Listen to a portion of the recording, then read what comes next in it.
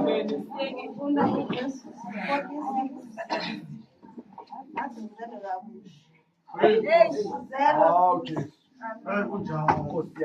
Kepha ngehora lesishagalolunye uJesu wamemeza ngezwi elikhulu wathi, Eli, Eli, lama sabathani. Hallelujah.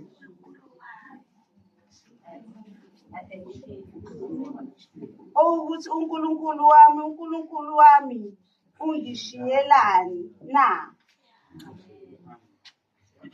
Bazalwane. Ngiyambingelela. Amen. Ngifisa ningathuki bazalwane, ngathola lela vangeli lakuqala. Amen. Ingakho babuphuma ngiye ngikhathazeke. Umuntu ethi kobonga namakhawu. Akazi ukuthi azabonga kwakuqaleni. Manje mangathi nje ima ni isibini mafuto akajesu kosini una ave